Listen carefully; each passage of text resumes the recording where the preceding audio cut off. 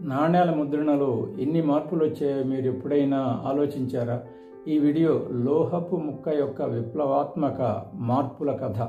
పురాతన కాలంలో సుత్తి మరియు పంచ్ టూల్స్ ఉపయోగించి ఒక లోహపు ముక్కని ముద్రించేవారు. ప్రతి లావాదేవీకి తూకం వేయాల్సి వచ్చేది. నకిలీ నాణేల తయారీ కూడా సులభమయ్యేది.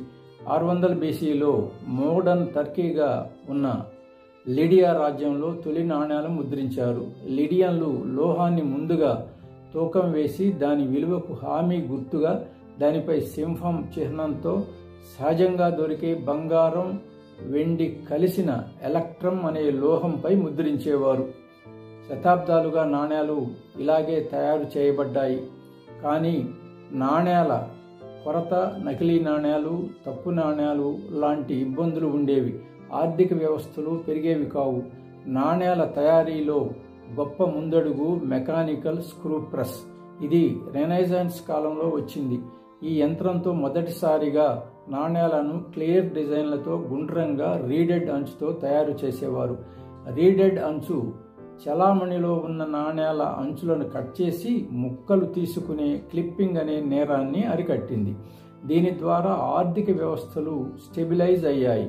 కానీ ఇది మనిషి బలం మీద ఆధారపడటం వల్ల తీవ్రమైన నాణేల కొరత ఉండేది. ఈ సంక్షోభంలో ఆవిర్ ఇంజిన్ మార్గదర్శకుడు జేమ్స్ వాట్ పార్ట్నర్ అయిన మాథ్యూ బౌల్టన్ 1788లో బర్మింగ్హామ్లో ప్రపంచంలోనే మొట్టమొదటి ఆవిరితో నడిచే సోహో మింట్ను నిర్మించాడు.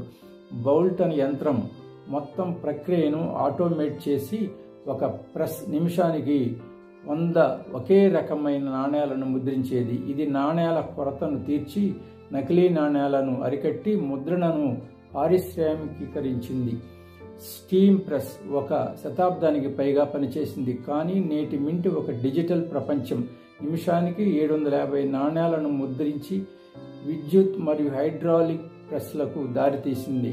కానీ అతిపెద్ద విప్లవం అధునాతన డిజైన్లు మరియు అభేద్యమైన సెక్యూరిటీ ఫీచర్స్లో వచ్చింది. ఇప్పుడు సంక్లిష్టమైన నమూనాలతో, డిజిటల్ డిజైన్లతో, కంప్యూటర్ గైడెడ్ మింటింగ్ యంత్రాల ద్వారా నాణేలు తయారవుతున్నాయి.